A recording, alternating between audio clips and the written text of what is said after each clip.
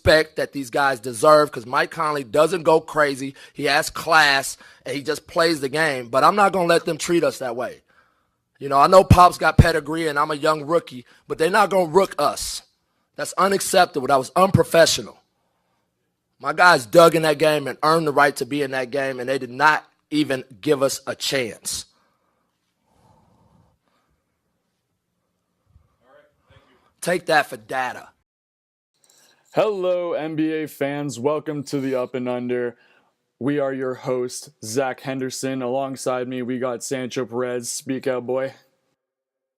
How's it going? And also, we've got our Sebastian Wilmer with us, too. What's cooking, guys? We are coming in mid-Sunday evening around 9:30 o'clock. We are fresh off of the Eastern Conference Finals matchup, Game 1 between the Celtics and the Cleveland Cavaliers. We're going to have a quick recap of the games today. On our agenda, we have the Eastern Conference Finals matchup, the Western Conference matchup, as well as some NBA awards and the state of the Raptors. So let's just jump into it. Sebastian, take it away. Yeah, and what a game it was to end this evening. Celtics take the Cavs 108-83 and dominated in every area on offense, having 60 points in the paint against the Cavs 38 and outshooting the Celtics from behind the Cavs behind the arc with a 36.7 percentage and the Cavs only 15.4. It was complete domination by the Celtics on the defensive and offensive end, and the Cavs looked lost like they were in the regular season. Absolutely. Almost right off the bat, Brad Stevens had the game plan and he stuck to it. Trying to contain LeBron was always going to be the number one factor there. We hear people kind of coming in and out saying, let's contain LeBron as much as we can, let him maybe get his 30 to 40, see what goes from there. But the real issue was trying to contain the other people. The role players on the Cavs would have been the real big issue there, and that's what we kind of saw today. Yeah, I think one of the difference makers today was Al Horford. His defense on Kevin Love was unbelievable. He's able to guard him out on the perimeter and completely stop him in the paint. Also being a huge contributor to that 60 points in the paint. Another key for the Celtics tonight was their 27 assists to the Cavs 18. And just was moving the ball. It was whizzing all around the court and did a fantastic job executing, getting the better shot, giving up the good shot for the great shot. And the game, I felt coming in, it was going to be a lot about turnovers. Boston Celtics have been really good all postseason with their ball handling. Terry Rozier having very few turnovers this year, and Al Horford being a great playmaker, great decision maker with the ball, always reduces that. But at the end of the day, it was 11 turnovers for Celtics, 10 for the Cavs. But a big key in that was LeBron had 7 of those 10 turnovers, and says a lot about his play today. Yeah, LeBron going into today's matchup. A day ago, we had our big pal Marcus Morris come out with a pretty controversial quote going that he is the second best defender behind Kawhi Leonard to guard LeBron James. And you know what? Today, he kind of matched up with his words. He was able to back it up. He did very well on him. He even in the box score did a better game than LeBron did. No doubt, Marcus Morris was pretty phenomenal, and like I've said before, I think it was a lot to do with the team defense. Marcus Morris understands that too. Every player was on a string, helping each other out, putting pressure on LeBron to pass the ball instead of make the play. And LeBron did end up with 9 assists and 7 turnovers, saying a lot about him getting the ball out of his hands, and then the pressure from all the guard play on the Celtics was absolutely fantastic on the perimeter. Like I said, 15.4% Cavs three-point shooting. A lot to do with Marcus Smart, Jason Tatum, and Terry Rozier running around picks, putting pressure on those perimeter guys. Yeah, very, very important to kind of limit LeBron, and it was very much apparent today. Yeah, so let's jump right into what's the future for this this matchup, because there's a lot more ball to be played, a lot more games to go. Obviously, there's going to be adjustments by both teams and for the next game, and we'll see what Ty Lue does and Brad Stevens for the next game. Just looking at what some of these matchups might change, and do the Cavs have to do a starting lineup change? Is there anything necessary there? So right off the bat, the MVP of this game was easily by far Al Horford. Al Horford, when he was on the switch to guard LeBron as well, he was able to stand his ground. Again, LeBron was relatively contained while with the length of the Celtics. He was able to stretch the floor. He hit some pretty clutch threes. Alongside getting into the paint, being able to contain Kevin Love as well. That is, in my opinion, the matchup of the series will be Kevin Love versus Al Horford, and see who can one-up each other, because obviously I think Kevin Love is going to try his best to one-up Al Horford in the second game, because, again, Kevin Love was, although he showed up on the box score, it didn't really show all that much. 17 points was the team leading point scorer for the Cavs, but they could definitely do better.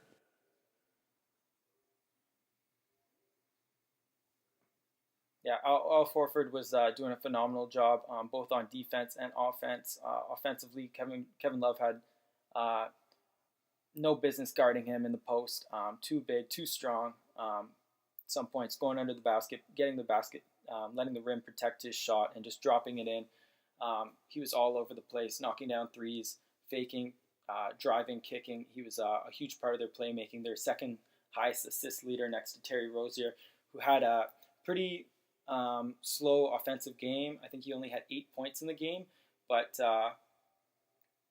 eight or nine assists as well, and became a really good playmaker, allowing his teammates complete trust in each other to knock down those shots. A big player for me was Jason Tatum.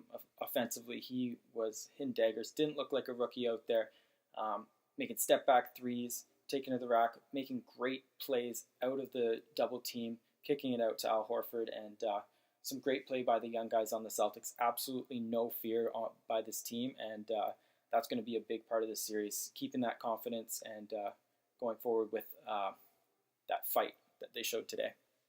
Yeah, speaking of Jason Tatum, one of the great aspects of this series is the longevity that Jason Tatum has been idolizing LeBron, like many other people growing up with him in this era that he's been playing at. Back when he was 14 years old, there's a picture resurfacing up on Twitter where he was trying to contact LeBron, being like, hey, I'm your big fan. I'm the nephew of so-and-so. Please give me a follow back. He went back to that photo, tweeted out today after the game, I dropped more points than you in game one. Give me a follow back. So that's hilarious. Yeah, think about LeBron. He ain't on that social media, so I don't know who that's for, but he's locked in. Sancho, what do you think the key is for LeBron and the Cavaliers to bounce back from this game? Yeah, I think you guys touched on a lot of points already, and you guys were talking about how the Cavs really struggled from the three-point line this game, only shooting at 15%. And I was wondering your guys' opinion on if that was a coincidence, that was just a bad shooting night, or if this is just another example of the tremendous job that Brad Stevens has done with the Celtics this year on the defensive end, since the Celtics actually led the league in opposing three-point field goal percentage by having the lowest. So how would you guys evaluate the looks the Cavs had in this game today? I think it's a mix of both. Definitely, Cavs are going to come back and they're going to hit a little more. There were some open shots. Kevin Love, J.R. Smith missed, and they for sure will hit some of those. They miss some shots they usually make. That being said, I already touched the guard play on the Celtics. The defense there was absolutely amazing, fighting over screens, staying with their men. Smart, Rozier, Tatum, all just showing a lot of fight today to get out there and pressure the outside. Even Al Horford on Kevin Love, he does a great job compared to other previous players like Jonas Valanciunas and Ibaka. He's able to stand his ground and guard the 3-point line against Kevin Love. So that was a huge part of it. Is definitely the defense. Yeah, kind of going back to the 3-point percentage, the Cleveland Cavaliers have kind of shot themselves into a bit of an issue where if they are shooting well, they are very lethal from the perimeter. But today, again, shooting 15.4% from the three. Yeah, it does speak volume that they were shooting a lot of threes and not making them necessarily. Even in points in the paint, the Cleveland Cavaliers scored 38 to the Celtics' 60. So there's definitely a difference in playing styles there too. But it did look like there were some open shots from the Cavs, but the pressure given by the guards on the Celtics was just amazing. Like, it was very hard to even get something clean off of that. Yeah, I'm questioning that we there too. Yeah. I mean, LeBron, you can't beat him, you join him. No doubt, no doubt. It's pretty amazing to watch these guys go at it. For me, the key for, I have right up here LeBron versus Celtics, and that's really what this matchup I thought was going to be in it. If LeBron isn't LeBron, they're not going to be able to do it this series. And I can talk about the 3-point percentage turning around, and the Cavs will definitely do better than that in future games. Mm-hmm. But I got to go back to the points in the paint. 60-38 is ridiculous. The Cavaliers, LeBron James needs to be more aggressive. If he's not getting in there and scoring, he is not going to have players open, and he needs to assert himself in the paint, drawing fouls, specifically on Markieff Morris, Al Horford. Get them in foul trouble. Make this a team that can't defend you on the perimeter and step out and get back. So LeBron James, although he was willing to trust his teammates, needs to start by scoring and being a little more aggressive in the paint to allow his teammates to open up and get them into the flow, because it does revolve around him. It's LeBron versus the Celtics. Absolutely. And the Celtics do an amazing job, contesting shots, making shots difficult in the paint. And I think that the Cavs are going to struggle, especially if LeBron is also not being aggressive and not hitting his three-point shots. We talked about last part how LeBron actually only shot 16% from three against the Raptors. He was 0-5 today from three. And the Celtics zone up and doing a great job helping. And so LeBron's going to have to start hitting those shots. If he's not effective from the three-point line, I think that makes the job much easier for Brad Stevens and the Celtics on the defensive end. Regular season, LeBron James, just a note, 36% three-point shooter. Just definitely not there. I know he wasn't that in the Raptors series, not that in this series. They're obviously taking that away from him, but he's got to be a little more aggressive on the outside, inside to get his whole team going. Yeah. So another kind of story that's coming out of the media scrum just before the game was the issue that Brad Stevens is having lengthy conversations with players like Kyrie Irving. So back before the even start of the season, when we figured out about the Kyrie Irving trade with Isaiah Thomas, etc., maybe this was like a huge Danny Ainge, Brad Stevens kind of magical thing that they were just trying to defeat the Cavs from the inside. So Mark D'Amico, one of the writers for the Celtics, tweeted out today, Brad Stevens says he spent a lot of time yesterday with Kyrie Irving, says he picked Irving's brain apart about LeBron and the other four returning Cavs players and their strengths and weaknesses. So it looks like they're trying to go internal, figure out what they can from Kyrie, see what they can do with that, and try to go from there. Because you know what, Kyrie has played with them for a while. I'm pretty sure that a lot of their offensive and defensive sets haven't changed all too much. So you know what, who knows? He has a lot more knowledge than we thought. Absolutely, great resource to take advantage of. Brad Stevens is going to go to that immediately, and you see Kyrie, Gordon Hayward there on the bench, rooting for their teams, and I'm sure there's a lot of discussion going on how LeBron goes about his business. But LeBron is just as in depth of a player and scouter, and he's doing the same thing with his team. So it's a lot of chess moves in this series, and it'll be interesting to see how the rest develops there. I mean, it's shocking to see LeBron was a negative 32 today. Negative 32. Negative 32. Worst on the team by far as well. Other starters were about negative 15. George Hill, Kevin Love was negative 13. So to say that the Celtics did a great job on LeBron today is an understatement. Mm-hmm. Kind of crazy. I wanted to touch on the Celtics lineup a little bit in the fourth quarter when they actually cut the lead to 14. We saw a lineup out there that included Clarkson, included Hood, Tristan Thompson, and Jeff Green. And while I got to give credit to Clarkson and Hood, who were aggressive today, both had over 10 field goal attempts and scored in double digits, I think that Lou has to tighten that up and can't play those lineups in those situations. I don't think those lineups are good enough defensively. I think they're too slow. And my concern, if I'm the Cavs, is that not like the Raptors, the Celtics they're able to keep up the pace consistently, both on offense and defense, with the guard play, with Rozier, with Jaylen Brown, with Tatum, of course with Marcus Smart off the bench, who again, great energy. Classic Marcus Smart box score, only shot 4 of 12, only shot 1 of 5 from three-point range, but it was a plus 16.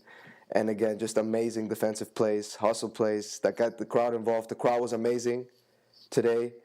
And I think the Cavs really have to look in depth about thinking about what lineups they throw out there at specific times. Lou has done this against the Raptors as well, just throwing up these random lineups at times that don't really make sense. And they got to tighten up the screws. I'm sure LeBron's on that.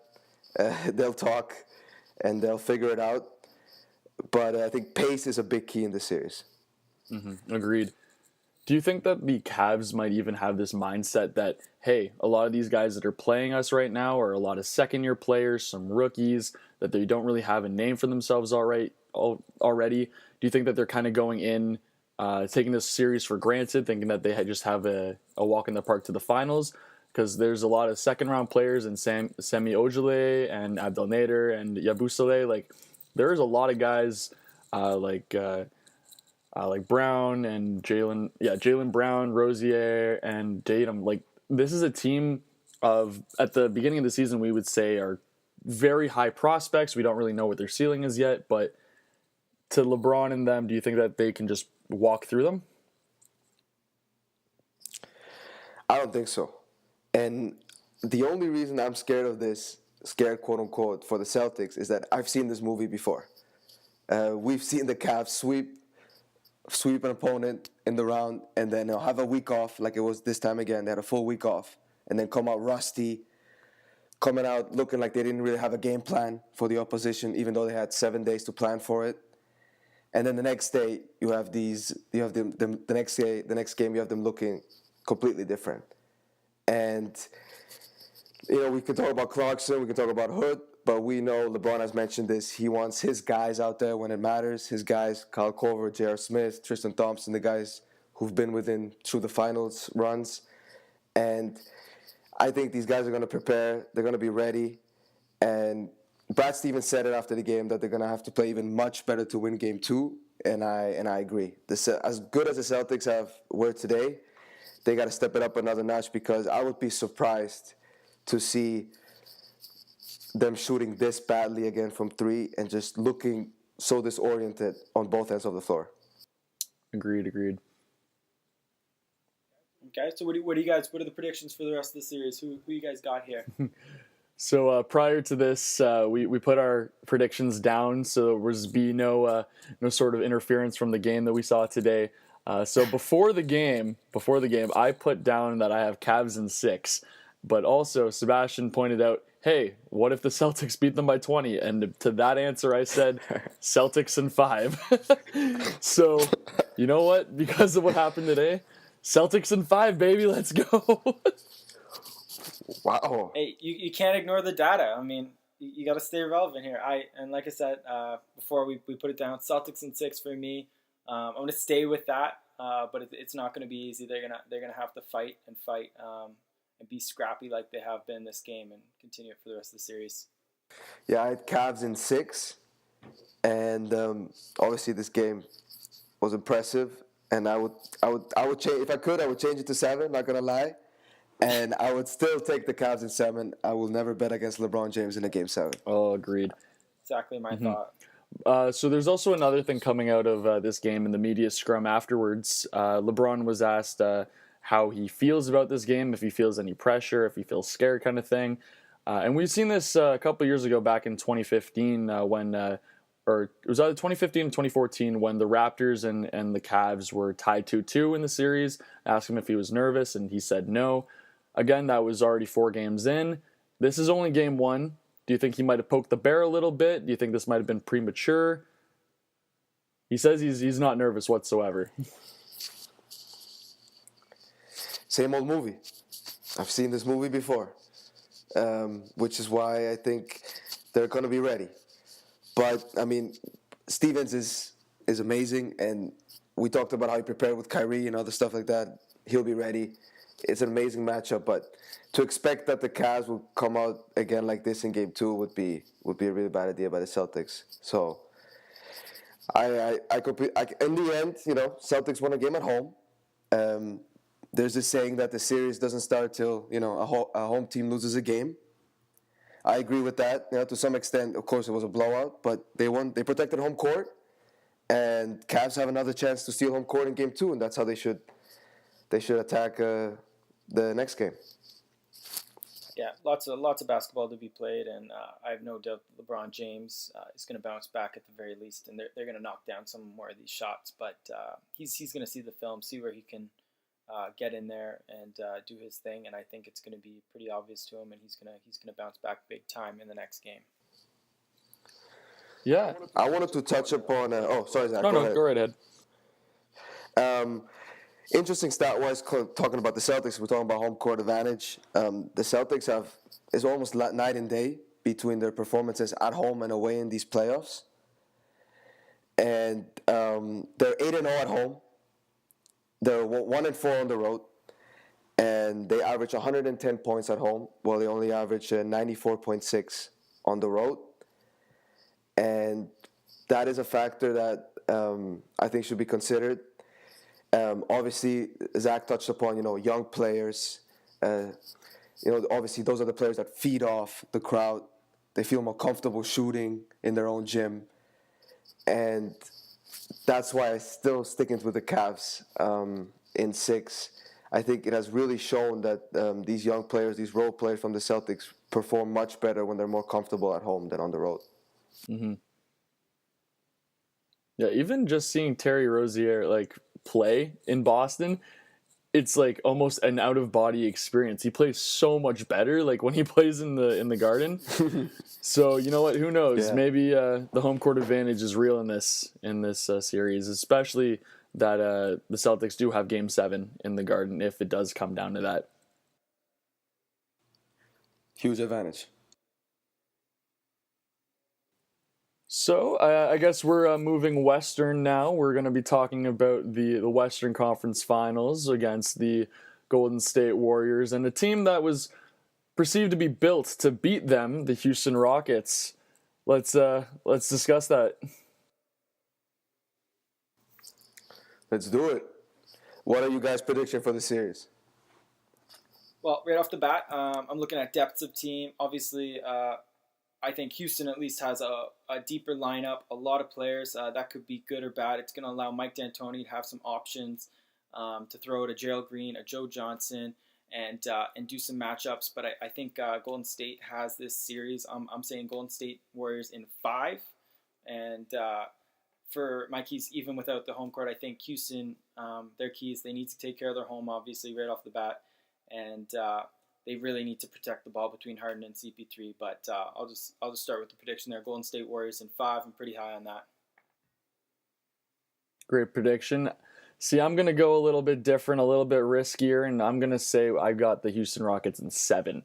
I personally believe that they do not have a matchup for Clint Capella. He is going to be a monster on the boards, monster offensively, running downhill on the pick and roll. It's going to be very hard to see if they're going to even start Kevon Looney, put JaVale on him. We all know how JaVale does in defensive positions on pressure situations. So who knows? Clint Capella, he's coming into his own. Borderline defensive player of the year candidate as well. He's come into a huge fruition of his own. He's going to make a lot of money this offseason. Absolutely. My prediction is the Warriors in 6. And my biggest reason is that, the famous Golden State lineup with, of course, Draymond at the 5, when Iggy comes in at the 3, KD at the 4, is absolutely perfect to switch. And I think that they'll just be switching every time. when James Harden or CP3 run the pick and roll, they're just going to switch Draymond on them, it's going to switch KD on them. And I think they're going to be able to stay in front of them most times, at least make it tough shots for both CP3 and James Harden. And so I think that a huge key is the fact that if Harden and Chris Paul, we know that one-on-one isolation, difficult shots, but for them, that's the shots they take all the time. But they can't settle. Harden cannot just settle to dribble the ball for 15 seconds and then try to hit a step back. CP has to be aggressive and attack the paint, not just settle for his favorite mid-range jumper. I think if they do that, if they can maybe get Draymond or KD in foul trouble, and then they're forced to bring in, as Zach mentioned, maybe some of their second unit guys, Looney, JaVale, to come out and then have to make that switch on defense, that would make it much easier for them. I don't see it happening though. I think that the Warriors are just too good on both ends, and they're going to take this in 6. Yeah, I think definitely Clint Capella is a big factor for the Houston Rockets, but and Golden State doesn't have a traditional big man there to protect the rim against that guy, but they do have a couple players and a great defensive scheme that I think is going to get the job done. It's like those switches that Sancho mentioned that's going to allow KD to get and show in the paint, allow Draymond to be in the paint, allow JaVale McGee to rotate over, and those presences are still there with a guy like KD, Draymond, JaVale, and it's going to limit Capella. Once he gets the ball in the pick and roll, he's not necessarily looking for the pass out, so you can cheat on that a bit. The big thing, protecting the ball for Harden and CP3, and they're going to have to make that extra pass. Like Sancho said, you can't be settling. It's got to get open to force those rotations on Golden State because they've got a great defensive team despite their pace offensively, and that's where it's going to break for the Houston Rockets, in my opinion. Mm-hmm. One of the things that I'm noticing about the Golden State Warriors is that their bench has a lot of forward-heavy guys. Like they've got Kevon Looney. They're going to potentially use Zaza. I don't know if they're going to bench him for the series and how they're going to use him, but they got Zaza, JaVale, all guys that really don't match up well with Clint. And I feel like the Houston Rockets, what they do very well is bring the game into the half court. They don't really like to they do run in transition pretty well, but when they really want to slow down the pace, they do it really well with the ISO ball and the art of drawing fouls. The Warriors really haven't been used to getting into foul trouble often, so I think that this might be a little bit of a change for them. So with James Harden running in with his arms completely exposed with the ball running in front of him, who knows what happens? Maybe Draymond Green gets into some foul trouble early on, and then they're forced to have to go to someone like Looney or even go into Iguodala pretty early up. Listening in on the low post recently, they're kind of explaining that they think that Iguodala may be washed up. I think that may be a huge lie, but Iguodala is getting a little bit older, so who knows how many minutes that he can really do in the playoffs when it really matters. Iguodala and Harden? Oh, should be fun. Probably. Yeah. And from a Rockets perspective, defensively, they have multiple guys to throw at KD. Bahamute, PJ Tucker. But on the other hand, can those guys hit shots? And we talked about, if the Harden and CP are doing the right thing, making the extra pass, of course those guys need to be hitting those shots. And easy key. I think it's a bit overblown always the success on the 3-point shots, but the Rockets, that's their fundamental base of the game is layups and 3-point shots. So those role players need to be hitting the 3-point shots for them to have a chance this series. Yeah, for me, obviously Houston brought in a lot more defense this postseason with a guy like PJ Tucker. I just don't feel they have anyone that can match up with KD. Even if you throw multiple bodies at him, PJ's, I think, a better suited guy on a guy like Draymond. Take away his facilitating. I think KD is going to get his own each and every game, and it's going to be a choice to who else you limit. You can't let Steph Curry get hot. You can't let Klay Thompson get hot, and just saying those two guys alone is a huge task. And once you bring in the other guys, Iguodala, if he starts hitting from 3, you're in big trouble.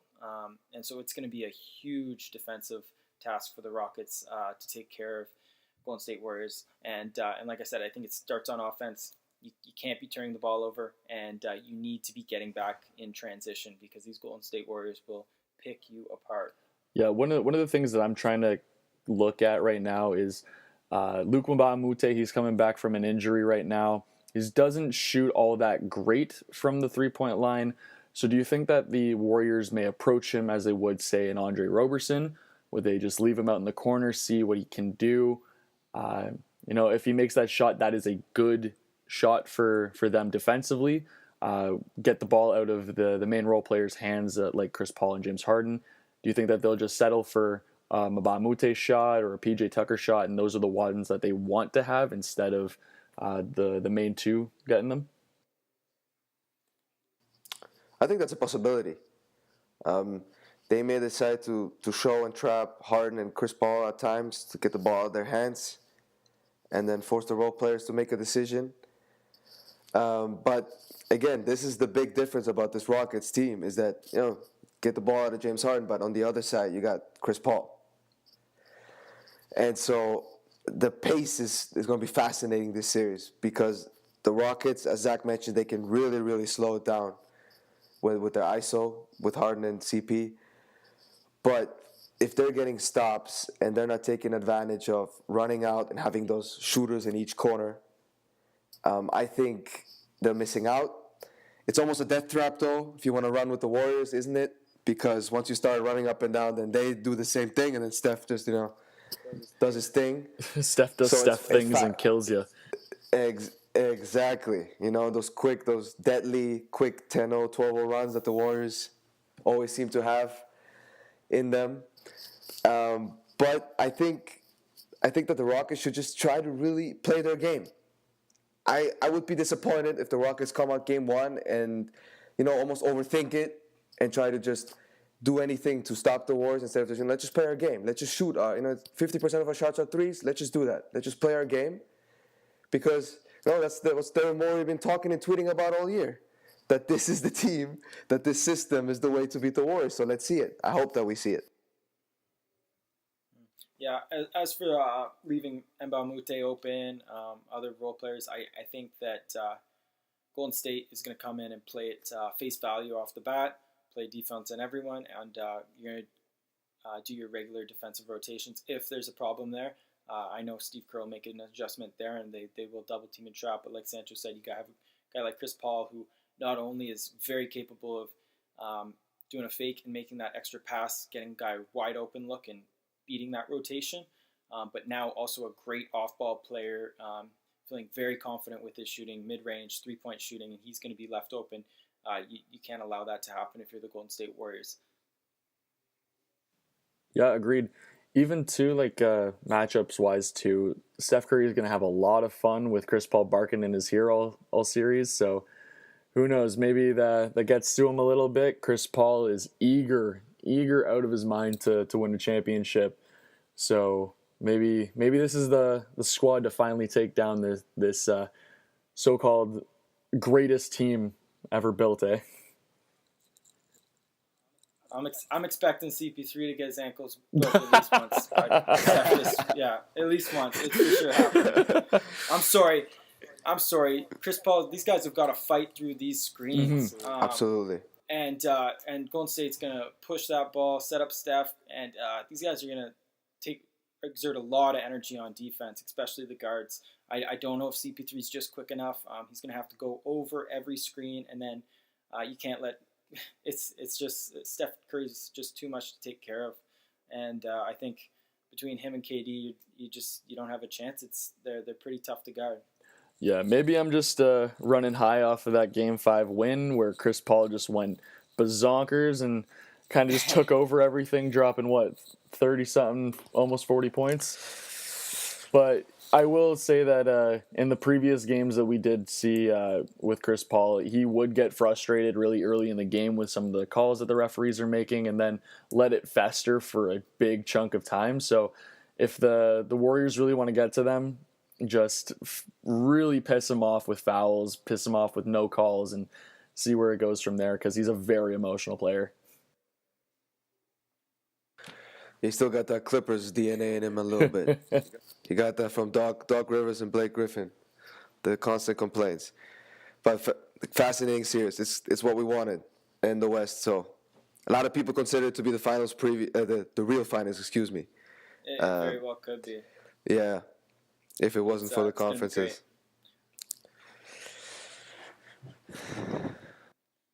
Yeah, so a lot of the same teams we saw last year in this Final Four, and we've seen a lot of great young teams pushed to the side with Philly, Utah Jazz, some big players on there, Ben Simmons, and Donovan Mitchell, obviously the top two in talks of Rookie of the Year. So why don't we hop into what we got going on for the NBA awards and our predictions, and or sorry, not necessarily our predictions, but who we think deserves this award this year and our runner-up. So let's get right into the Rookie of the Year. Well, that was one hell of a segue, I might add. I'm trying here, man. Yeah.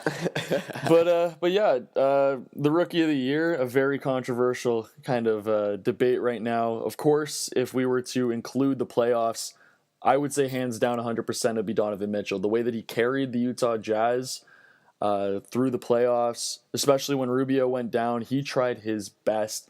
He busted his ass just to get up and down the court and do whatever he could offensively for that team. That being said, this award technically is for the regular season, and you can't really ignore the fact of how great Ben Simmons was doing, albeit within that 16-game win streak at the end of the season, where he was necessarily going against not the greatest teams, but NBA teams nonetheless. He was putting on monster numbers, and you know what? He's only going to get better. So who you got? Yeah. Let's talk playoffs or not. I don't know if you can ifs and buts here. This is season strictly. I agree. Let's give them all a fair chance. So let's keep it straight up. We know you like Donovan Mitchell, but I think I know where you're leaning. What's going on? Yeah, straight up season only. I will have to give it to Ben Simmons. Personally, I was a Donovan Mitchell fan. I drafted him. Well, I didn't draft him. I picked him up off the waiver wire because all you guys slept on him in our fantasy league. But I don't draft rookies. man, I had Lauri Markkanen and Donovan Mitchell. Shots taken. Shots. But yeah, even playing 2K, he is a beast. I use him just the way I use LeBron. But without a 3-point and a jump shot. So all I do is truck. I hold turbo all day. So Ben Simmons, my Rookie of the Year. All right. Sancho, what's cooking over there? This is fascinating. This is like Coke and Pepsi. It's whatever you like. What do you prefer? Because if you prefer, ball handling, passing, point guard leading, overall game, then it's Simmons. If you like the scoring, then it's Mitchell. I mean, it's quite amazing. Simmons averaged 8 rebounds, 8 assists per game. Mitchell was only at 3.7 rebounds and 3.7 assists per game. However, Simmons shot 0% from 3 because he doesn't take any. So how can you fault Mitchell for having a worst, true shooting percentage when he obviously takes threes? And then on the other hand, you have stats like Simmons only had a 22% usage rate, while Mitchell had a 29% usage rate. And as Zach mentioned, just had to carry a massive load offensively for an offensive limited team like the Jazz. And personally, I pick Simmons, but it really is a coin flip. It's so tough. Both teams went on great runs, finished well in their respective conferences, and those two players were huge pieces of each of those teams' runs. And it's personally, I love watching Donovan Mitchell play. It's absolutely amazing spectacle. He's his own player, but you definitely, the way he attacks the rim, the relentlessness, the poise he has reminds me of Russell Westbrook. But both players, assists or not, make their whole teams better, and so it does make it tough. But I got to go with the guy better on paper, Ben Simmons, with those assists, with those rebounds. He's able to do it. Obviously, he needs to, in the future, bring up his jump shot because there's at times where he plays where he can't attract any defense, and you need to be able to score in this league. I got to go with Ben Simmons, though, at the end of the day. Close call. Definitely a coin flip between Donovan Mitchell and him. When I often think about Donovan Mitchell, I tend to think about his ceiling and who he can become. And right now, I'm just drawing a lot of comparisons to Damian Lillard and how he was able to kind of just take over the offense, score a lot, but not necessarily known for his great defense. So who knows? He passed Damian Lillard's 3-point rookie record, so it looks like he may even pass him in his ceiling potential. But in all retrospect, if you're building up potential players and looking at Ben Simmons as a potential Magic Johnson or LeBron, even at the best he can be, I'd still choose Ben Simmons. Interesting. Yeah, it's I know the media loves this, but the triple double count, 12 for Ben Simmons. I don't care. Mm-hmm. I think it was a couple of years ago. Lance, 5 or 6 triple doubles leads the league. We're in a new era, and we love that buzzword. But he did some great things. But I got one question for you guys: who looked more like a rookie? I think Simmons looked more like a rookie. Mitchell just performed so effortlessly with so much poise. It was pretty amazing to watch him, especially in the postseason.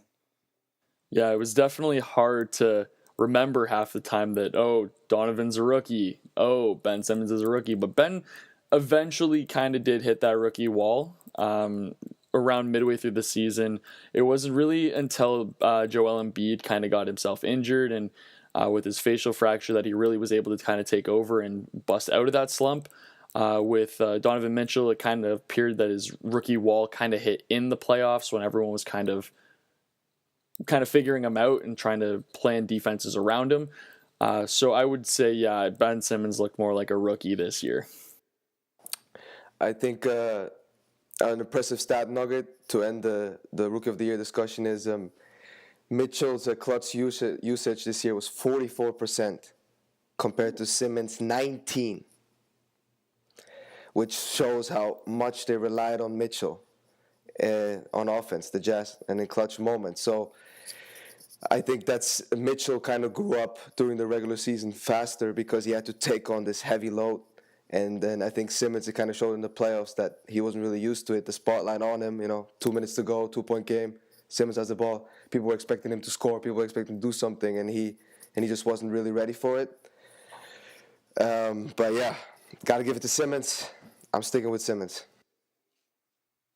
Given the opportunity, if you had to choose between Ben Simmons and Donovan Mitchell in next year's fantasy draft, who would you go first? First, oh man, this is because I'm putting Donovan Mitchell top 25 in our fantasy draft, and the first 2 rounds almost guaranteed. Hey, he's an amazing player. You do you, man. I must still beat you out next year, so I'm not worried. I'm not phased. Okay. So I guess moving on to the next NBA award, we've got ourselves the defensive. I got another great segue for you, Zach. Okay, you take it on. Yeah, here we go, okay, since you're applauding me here. Donovan Mitchell, had one of his great players come back for 56 games of the year. Did an awesome job protecting the paint and changed the team completely defensively. A guy named Rudy Gobert, who's definitely in the conversation for Defensive Player of the Year. What do you guys think's going on for DPOY? Want to take it away, Sancho? Sure. I think I got Gobert winning, and similar to Rookie of the Year, really close runner-up, Embiid, second. Jazz had the best defensive rating this season at 104.56, and Gobert, in the games that Gobert missed, the Jazz were only 11-15, and Gobert actually only played 56 games this year, which a lot of people would use as a negative, to give him the award, but Embiid actually only played 63 compared to him, and I don't think there's anybody else in the conversation. You could throw in Al Horford, you could throw in Capella, but I would say it's between those two, and it's really, really close. I mean, Gobert averaged 10.7 rebounds a game, Embiid 11. Defensive win share, Gobert was at 3.9, Embiid was at 3.8. And holding opponents, in the paint percentage-wise, Gobert had them at 52.1%, and Embiid was just a little bit better at 50.1%. So it's really, really close. but I will go with Gobert just based on the fact how important he was to the best defensive team in the league all season long, which was the Utah Jazz. Yeah, when I often think of the defensive player of the year, I find it hard sometimes to kind of just say, oh, a center wins it or a wing wins it, because they definitely play two different kinds of defense. But with the way that the NBA is going, with the increased influence of the 3-point game being used, a lot of the guards, especially the ones that are good at 3-point shooting, will often try to expose and exploit the mismatch when there is a larger center or power forward on them. Barbecue chicken, as James Harden once said. So the one thing that I will say, I have Rudy Gobert as my defensive player of the year, is that although they do get the mismatch of Rudy Gobert on the switches on some of these guards, a lot of the times they're still scared of him. He's got the length. He can still reach out ahead of him. And he does have that lateral quickness to come back and the length in his arms to really get those blocks. Again, yeah, Joel Embiid is in the conversation. Joel, in my opinion, he gambles a lot on defense, and a lot of the time it can come to bite him in the ass, but who knows? Rudy Gobert seemed a lot more poised and a lot more mature in this season of his, and especially with him coming back from injury midway through the season, he took the Utah Jazz from very, very low chance of making the playoffs to, again, the best defensive team in the NBA. Ooh, barbecue chicken indeed. I'm itching over here. I'm going with my man Shaquille O'Neal, though. Barbecue chicken for you guys. Rudy Gobert only played 56 games. Come on, guys. We can't give this order. Joel Embiid didn't play enough games, and I'm definitely using that as a point against them. For me, I'm surprised this isn't your boy, Zach. AD, Anthony Davis, the Brow, played phenomenally this year. Completely affecting opponents' offensive schemes, was dominant, showing on the outside, getting into the main lane, protecting the rim, playing that power forward spot. Averaged 1.5 steals a game, 2.5 blocks, and 8.6 defensive rebounds. Now that's what I'm talking about. This guy has the stats to back it up, and did a great job facilitating the defense for his team. And you watch the playoffs, the most recent series, he's talking, and he provides a presence that not many other players can do. And he can guard the 3-point line, unlike your buddy there, Rudy Gobert. Mm-hmm. Oh, it's a special day when the Defensive Player of the Year is also in the conversation for the MVP award too. So, you know what, Anthony Davis, he continues to amaze me. I will not be surprised, nor would I be upset if he wins. But you know, with DeMarcus Cousins going down, he really took that team on his back. Him alongside another defensive anchor on the wing with Holiday. They really made a defensive identity for themselves, and you know what? I wouldn't be surprised. 75 games for AD. Quick note. Pardon? Yep. 75 games for AD. 56 Rudy Gobert. No brainer, guys. Come on.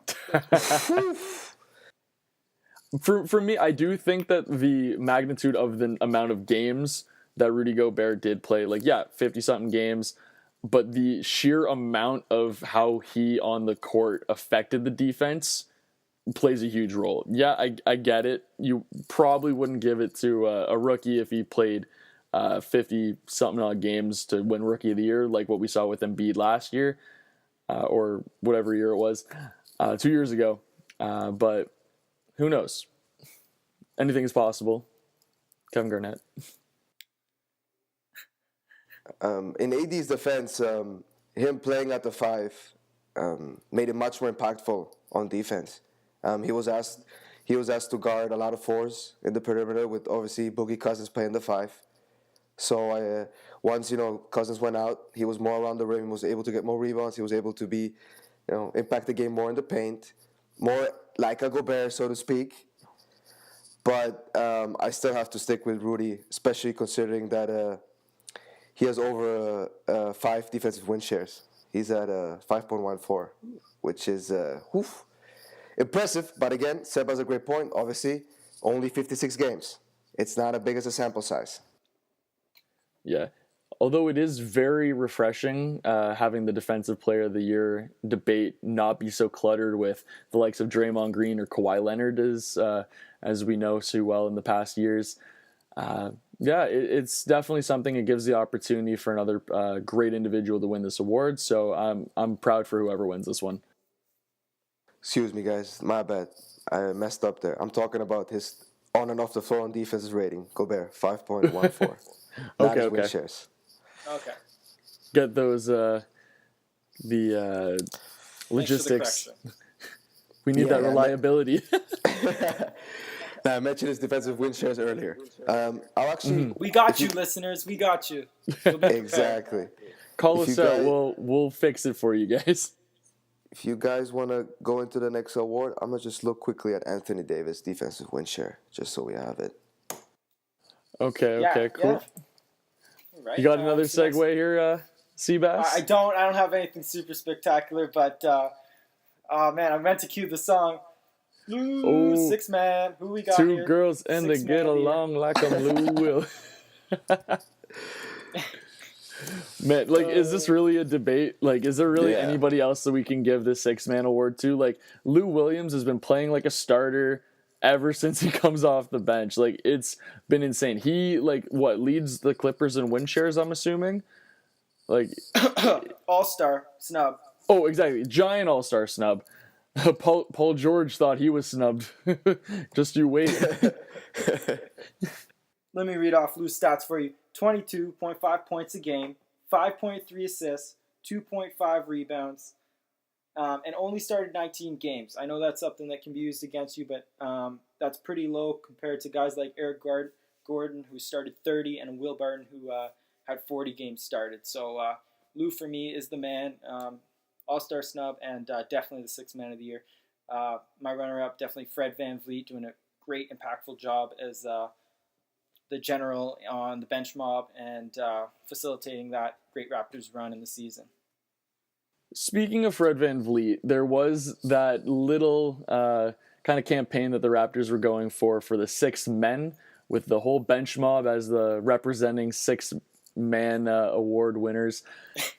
With how great the Raptors bench played in the regular season, can you blame them for trying? Like, that was a great bench mob that we had there. But again, Fred VanVleet was the obvious commander-in-chief there, with the veteran of CJ Miles out there with them, and the young guns letting Pirtle run it for as long as he could, letting DeLon Wright come back from his shoulder injury and do as amazing as he was able to do. Like, the guys on the team there, they went out each and every day, and half the time they saved our starters' asses. So who knows? Without them, would we have even gotten to 59 wins? We, as in the Toronto Raptors, Torontonians here representing. No way. Yeah, no way. I think that's a great point, Zach. Maybe something that could hurt Lou's candidacy, so to speak, is that he was on a non-playoff team. The Clippers did miss out on the playoffs only by a few games, though. But, I mean, both the points and assists career highs this season. He's the first player ever to lead his team in scoring off the bench. And he's the highest scoring bench player in 29 years. And the Clippers were 8.6 points better per 100 possessions with him on the floor than without him. And you guys remember that stretch when Blake Griffin was out, when he was still with the Clippers, where Lou just took over and just had massive usage rate and was really, really efficient for them. So, clear favorite. This one goes to Lou, in my opinion. Yeah, and definitely for me, the playmaking in that stretch by Lou Will was amazing. Something that we criticized when he was with the Raptors, just being a pure scorer. But he played like a point guard. He played like the facilitator with those Clippers, and made some excellent passes in the pick and roll. Attracting defense, getting it out with double team, and did a fantastic job just as an all-around playmaker. Mm-hmm. Speaking of Lou Will, do you guys remember that time where Lou was on the Raptors, and almost without fail, any other time we had the last possession at the end of a quarter, 20 seconds or less, you already knew it was going to go to our boy Lou. ISO ball, holding the ball up for eight plus seconds of the shot clock, and The defense just always knew what was coming to them. He always goes left. Always goes left. Still works. People force him right. Ain't matter. The infamous Casey play, the one where where you have an inbound at the half court line, you throw it back to the back court for the player to get advantage. That was Lou. That was a Lou play. Throw it to Lou, let him attack. One dribble left, pull up, bank. Yeah.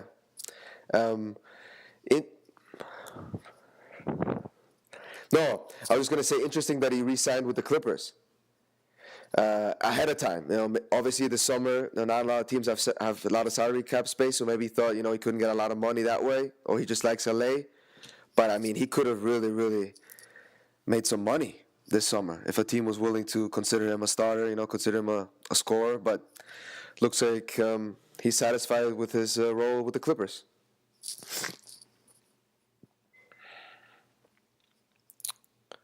What we got next?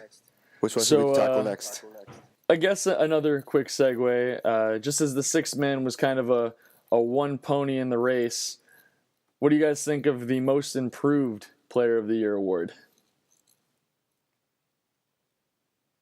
Are we really giving it to anybody else but Oladipo? No.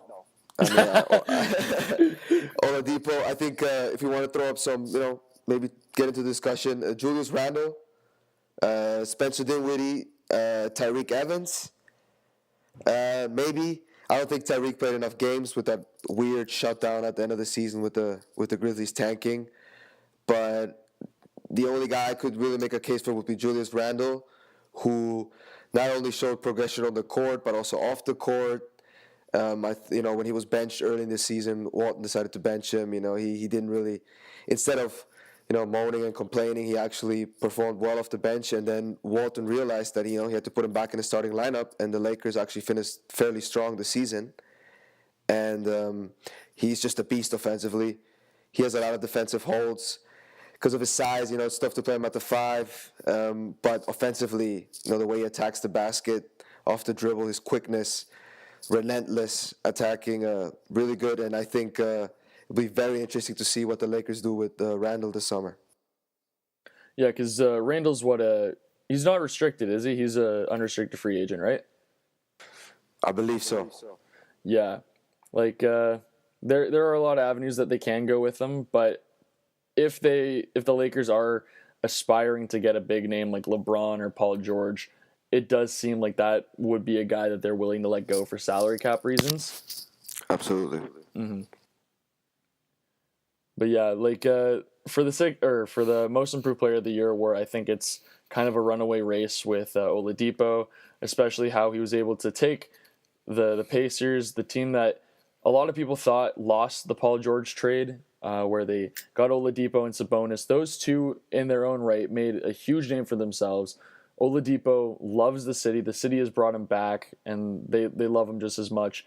Him working around with Lance Stevenson, that team is just such a fun team to watch. And forget what we saw in the playoffs. That was just so fun to watch him go toe-to-toe with LeBron and really just show that he is a valuable guard in this league and that he will be a very valuable asset to the team for the foreseeable future. Yeah, I got to go with it. For me, the now 2-time most improved player, 2 years in a row, that is, Giannis Antetokounmpo, the Greek Freak. Always getting better, always improving. Obviously, in the talks of most valuable player too. This is no knock at that. But just doing a fantastic job. Changes game. He's now stepping out to the 3-point line, hitting contested shots in the paint, and dominating in transition.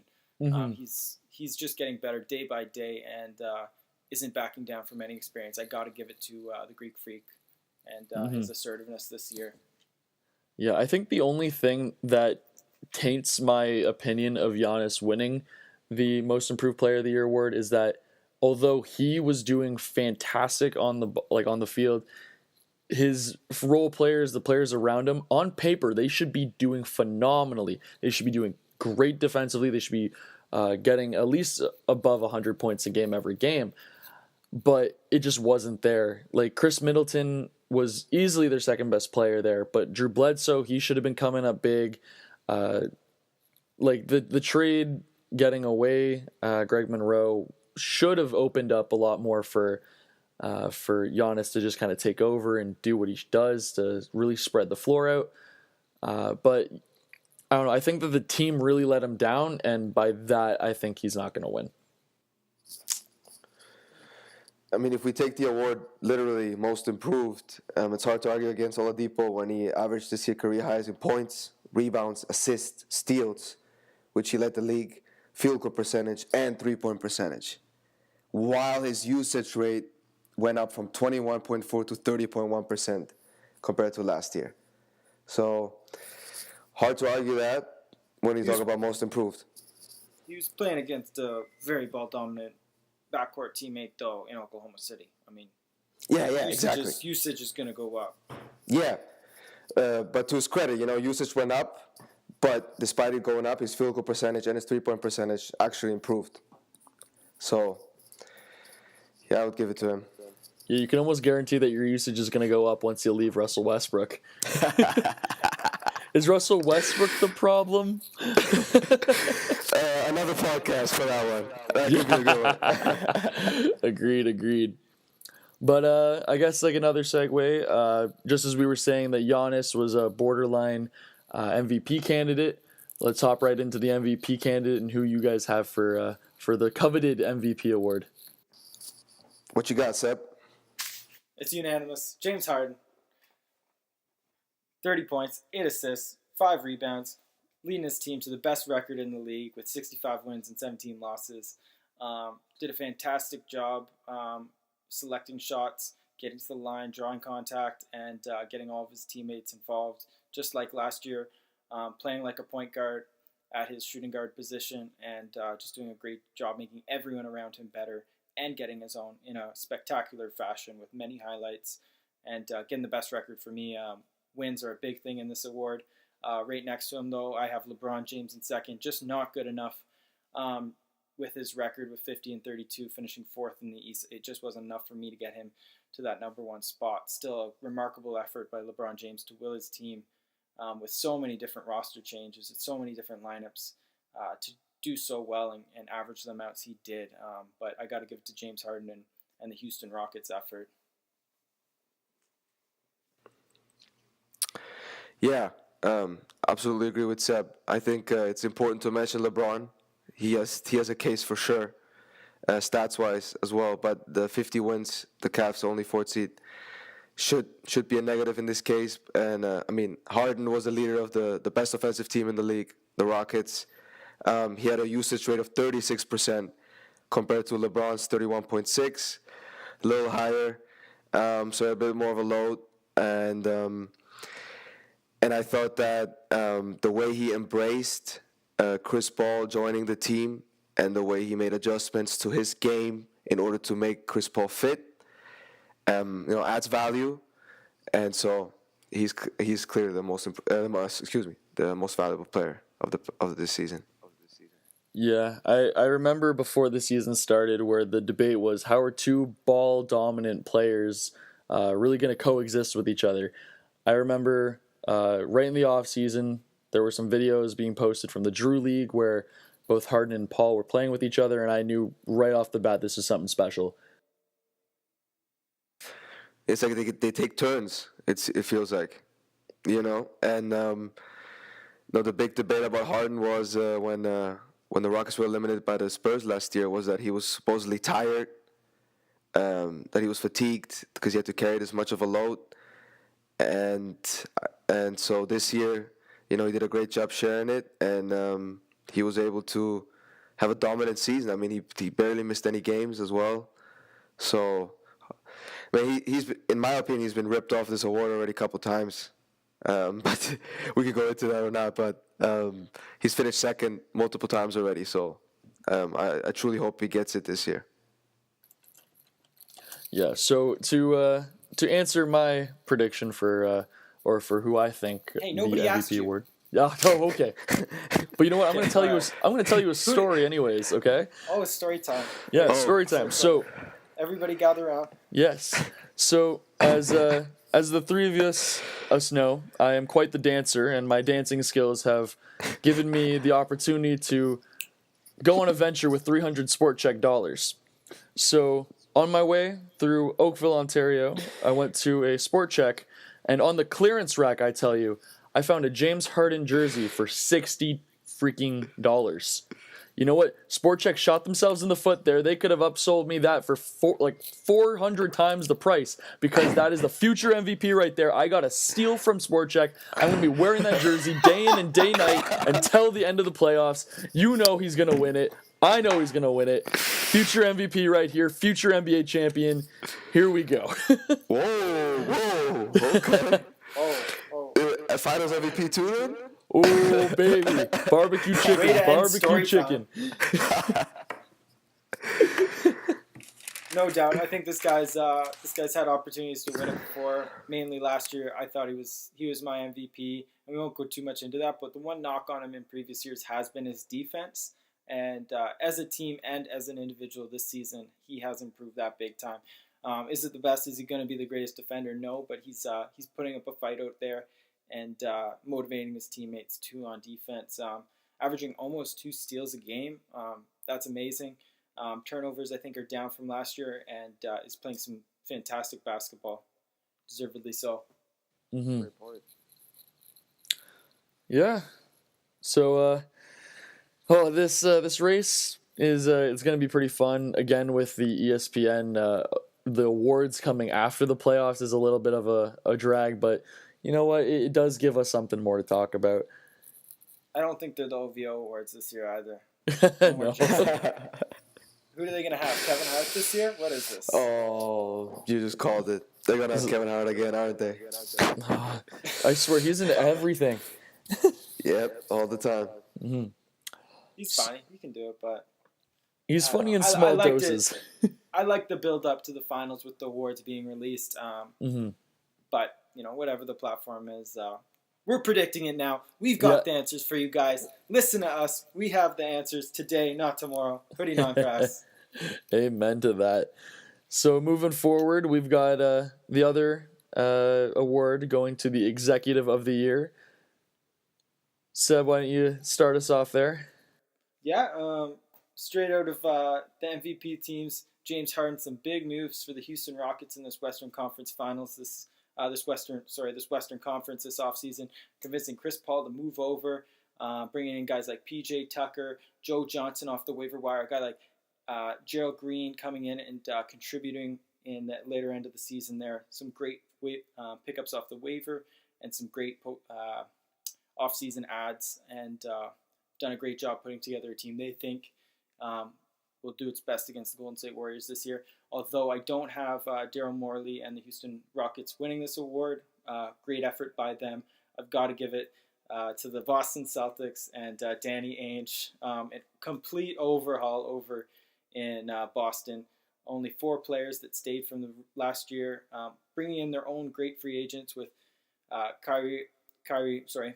trade with Kyrie, and Gordon Hayward is a free agent. Big pickups, but it's been the role players that have stepped up, obviously, for this depleted team. Guys like Tatum, who they did a great trade for, got the guy they wanted. Terry Rozier, Jaylen Brown's just improved again, and they've got a great team that's putting it all out there, motivated, young guys, fearless, and Danny Ainge has done a great job overhauling the Celtics, putting them one game up on the Cavs in this Eastern Conference Finals. No one would have predicted that if you would have said at the beginning of the year Kyrie and Gordon Hayward would have been out. Mm-hmm. Yeah, definitely an interesting tidbit with the fact that they're 2 guys that they're potentially building around in Kyrie and Gordon Hayward have been gone for the vast majority of the season. That definitely speaks magnitude to how much they were able to really draft well and really develop these players, because it is just a testament to their front office and how much they've been able to do that. Again, I'm very similar with you. I do have Danny Ainge in the Celtics community there, winning the Executive of the Year. But I do want to shed some light on Masai Ujiri and the presidency of the Raptors. Without him, the Raptors at the beginning of the season were ranked to be 6th in the Eastern Conference, below the Charlotte Hornets, with just over 40 wins in the season. So seeing that we have gotten to our franchise record in wins at 59, with a bench mob that is looking lethal from start to finish, who knows what else he's going to be able to do with this team, and how this is going to pan out in the future. Yeah, I mean, Seb outlined it beautifully. And just to add a few points to maybe argue why Ainge would get this award is, for example, Isaiah Thomas. He was a damaged asset, so to speak. And they got Kyrie Irving out of it. I don't think it's a secret that the Celtics knew what really was the Isaiah situation. And they got an all-star out of it. And then the Tatum for Fultz trade was amazing. Not only did they move down and got Tatum, which seems to be the perfect fit for this team, they also got the Kings pick with it. That looks to be pretty valuable for the next season. And so I think Ainge just beats Morey for this one. Yeah, and it's hilarious to note too that they probably would have still picked Tatum number 1 overall if they had it too. So who knows what could have happened? Got some value there. That's what it's about. I got to give a shout out to Masai Ujiri too. That the young guys he's brought in and the development of these young guys has been absolutely phenomenal this year and in previous years since this development league's come in. OG Anunoby is a diamond in the rough. What a great pick. Coming back early from injury, whether that was expected or not, this guy's a star in the making, has all the physical makeup, and it seems that the mental is there as well, and very promising young team with the Raptors. A lot of good things coming out of a really bad loss, but I'm still sticking with Danny Ainge, just with the complete overhaul of the Celtics. Yeah, absolutely. Like, how many other executives would have taken that risk on OG, especially with his knee issues, being injured in the draft, and who would have thought that he'd be able to play in the game 1? So huge thing for Masai to really take that flyer on them. Absolutely. And to finish up, Coach of the Year, do we stay in Boston with this one, or you guys got someone else? Well, the coaches seem to think it's someone else. Coaches are giving it to old unemployed man, Dwayne Casey. Oh, it pains me to say it, but I do believe that Dwayne Casey is the personally obvious choice for Coach of the Year. What he was able to do with that team, with the Raptors, bring them to franchise best in wins. The way that he was able to switch up the offense to the ball moving team that we see today, as opposed to the ISO heavy team that we were able to see in years prior, it's just a no-brainer for me. Although with the hard losses in the playoffs that are still kind of fresh in our mind, that might put a toll on a couple people's votes. But at the end of the day, this is a regular season award, and I do believe he earns it. No doubt. In my mind, Dwayne Casey is the winner in this. It was a great year for coaching. Brad Stevens, obviously, Mike D'Antoni still doing a great thing in Houston, and but Dwayne Casey is just an excellent job. Always trying to improve as an individual, as a coach, and preaching that message to his players. And it obviously translated in the regular season. It's still in confidence in the bench, in the young guys, and in the starters. And he changed his game with the helps of his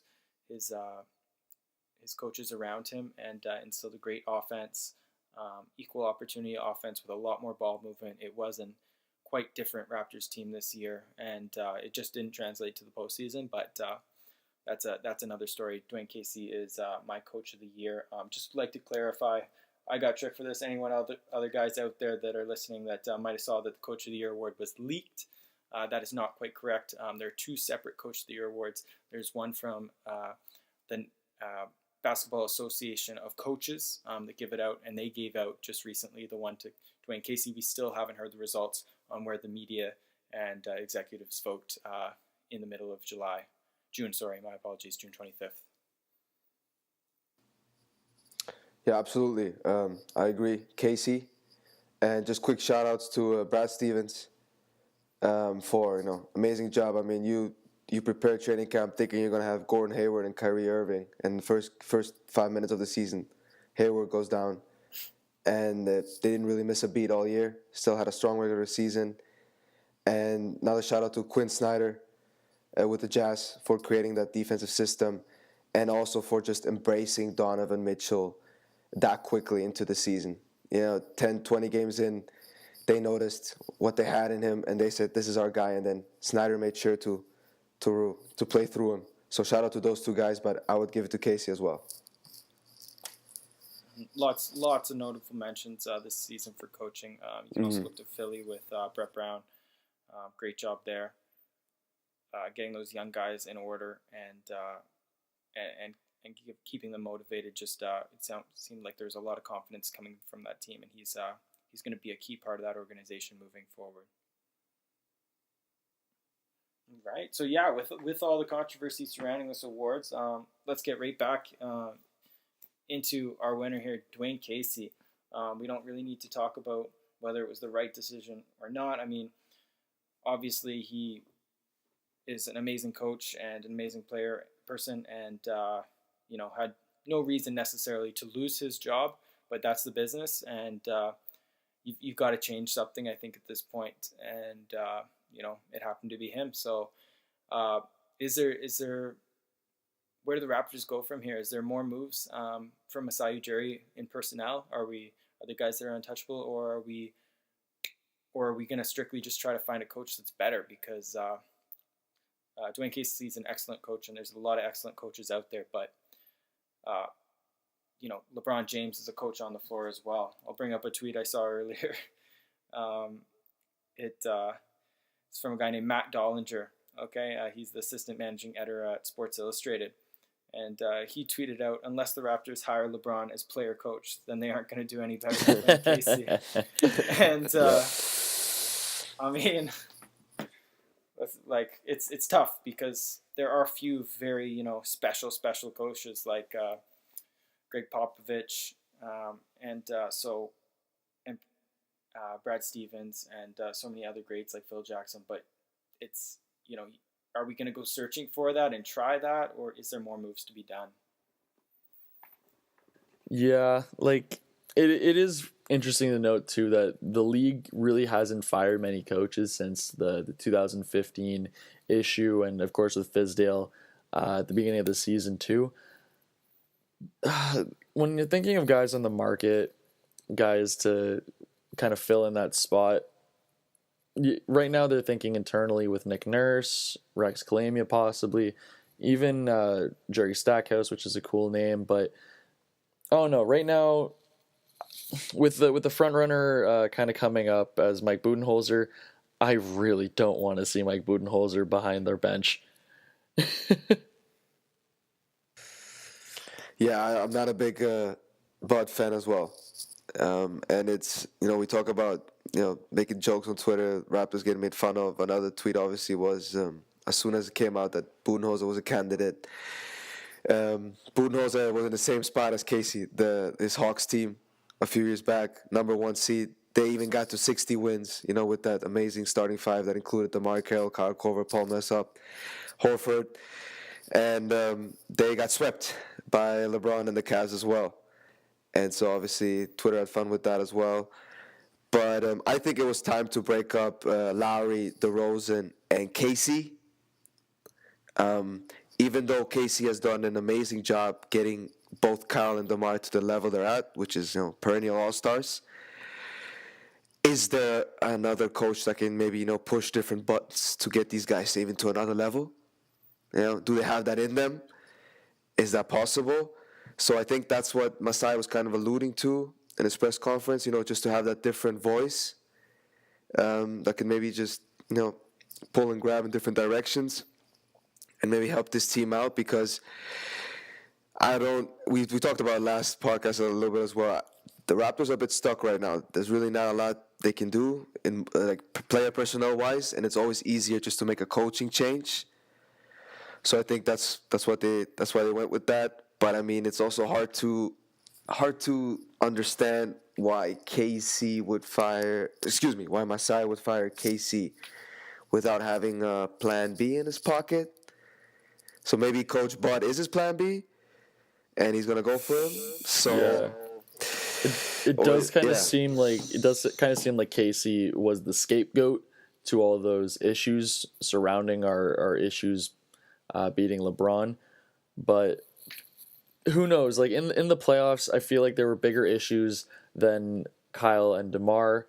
I feel like when you're thinking of our big three, well, when you're looking at our starting lineup as a whole, we have really great players that when they're showing up, they are phenomenal and it's really hard to stop them. But when they're not showing up, cough, cough, Ibaka, it was really easy for the other team to get stops and to really just push the pace. And this is where I'm going to say that in the offseason, scrap trading DeMar, scrap trading Lowry, if you were able to find someone to pick up that Ibaka contract, you do that with all your might. And moving forward with that, free agent potentially Julius Randle. Who knows? He could fill in perfectly at the 4, fills in almost identical roles to Ibaka. He's younger, he's quicker. He could do wonders for this Raps team. No doubt. Julius Randle's a phenomenal player. He's, like I said, young. He might enjoy the sun.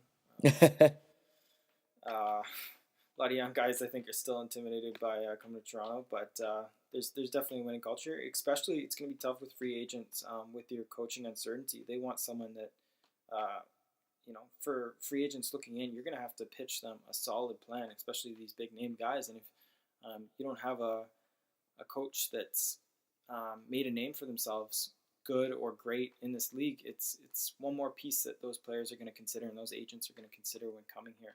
Obviously, Masai speaks values and he speaks a lot and has some power in bringing in free agents, but it's going to be tough without a serious pitch with a coach settled up, and you need to figure that out shortly. I do like entertaining the idea of internally with Jerry Stackhouse. I think that Big Cat too has a shot at maybe a more involved role in the defensive schemes as an assistant, maybe defensive coordinator if we lose some of these guys. But I think you need to look not only at these guys. There's lots of great guys out there, but Becky Hammond. I think she's someone that's going a lot overlooked. And in this, when you have this time to interview these coaches, you need to interview as many as you can, whether it's for today's hire or for tomorrow's hire. And maybe maybe Budenhauser was one of the first they contacted, and maybe that's why that's leaking that way. But you got to consider all options so you have a reputation with these guys moving forward. How would you guys feel if start of the season we have guys like the likes of Jason Kidd behind our bench? Oof. You went real low on my list there, Zach, with Jason Kidd. Well, he's a big name that is looking for a job, Let me just say, every team that interviews Jason Kidd and does not hire him made a good decision. Cough, cough. Now I got something stuck in my throat. Oh, Jason Kidd. I liked what he did with the Bucks, and obviously he had a lot of, he had Giannis's vote behind him, but I think you need a guy with a plan, a guy with a reputation, and it's going to be a tough offseason for these Raptors. Yeah, there's been a huge trend in developmental coaches getting head coaching jobs.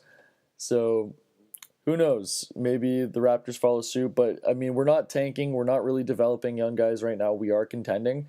So I wouldn't expect that. Yeah, I mean, what Seb alluded to is a very good point in the fact that these coaches, when they go into these interviews, they want to know what's up in the sense of, are we contending? What's Masai thinking? Does he tell them, yeah, we're actually looking into trading one of Kyle or DeMar? Or is he saying, no, we're actually trying to go to the finals again this year? Because that affects, what the coaches think of their expectations coming into next season.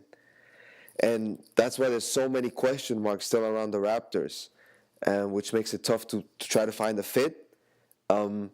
Internally, Nick Nurse intrigues me.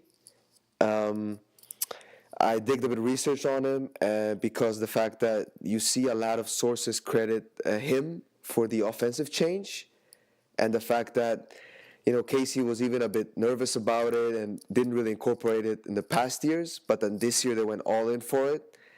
And Nick Nurse is a very interesting case. He does not have the classic build up of his career, so to speak. He actually started coaching in Europe in his 20s, and he had a ton of years in the D League back in 2007, 2010, when the D League really wasn't that popular. It wasn't really being followed at all. And some interesting points that stick out is that he has D League championships under his belt with the Vipers, the Rio Grande Valley Vipers, who are the development league affiliate of the Houston Rockets back then. And what's really interesting was that in each of Nurse's 2 seasons with the Vipers, they led the league in three-point attempts. And they won the championship in 2013. So Nurse was part of that, Morey mindset of, ball movement, pace, more passing, more threes, less mid-range jump shots. And I found an article from James Herbert from CBSSports.com from last year, off-season, which talked about how Nurse, during the 5-on-5 scrimmages in Summer League, was actually including these specific rules in which he would have corner three-pointers count 4 points, while shots outside the paint were counted as 0 or -1, in order to try to change the habits of the Raptors players. By the way, a summer league team that included Siakam, Van Vliet, Jakob, OG watching from the sidelines, participating in every now and then in drills. And it even seemed to me that the bench was picking up this new system even faster than the starters. I remember Lowry, early in the year, not complaining, but just expressing how, it was a bit of a change and he was struggling with it a little bit, less shots, the ball less in his hands. And the bench just seemed to embrace that right off the bat. And the Raptors started taking way less mid-range jumpers, obviously, started taking more threes, blah, blah, blah, the classic, again, Daryl Morey philosophy. And so if this was really all from Nick Nurse, which quite a lot of sources seem to allude to, then I'm intrigued. I'm very intrigued by this. Seems like a hard worker coming from Europe, and then making it to the D League. He's had to move up the ranks. So, natural progression. Why not give him a shot? Not a typical climb to the position he's been in, and definitely getting a lot of credit for that system change. I think a lot of the big things were anyone that's watched the Raptors in the year and watched how they played, and there was always the main players saying there was still room to improve and get better at this system that they were implementing. They were never at their final form. They were still trying to implement to day one, and then when postseason comes, you got what you got, and you gotta believe and trust in that. But they definitely underperformed, and we were expected them to play a certain way in the postseason, and they didn't play that same system. And you can credit that to maybe pushing some different buttons with these main guys like Kyle and DeMar might change that, but it's a good point. Maybe more of the same. So more time with the system being coming from the guy that maybe really created this might be the answer too, because when these guys were executing with this offensive system, it was pretty hard to stop them, and they could go up against the best. It was just in the postseason when the pressure was on, they weren't there and weren't performing with that full system.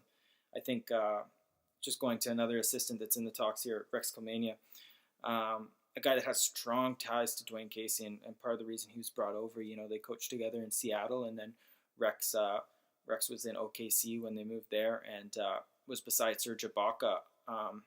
It'd be interesting to see what happens to him if this has changed any of his confidence as a worker there. I'm sure he's just as much of a professional, but obviously he was brought in with Serge Ibaka to be an influence there, and a right-hand defensive guy with Casey. So I think we're going to have a couple mix-ups in the whole coaching staff, not necessarily just offensively. I don't know if Rex will be here next year either.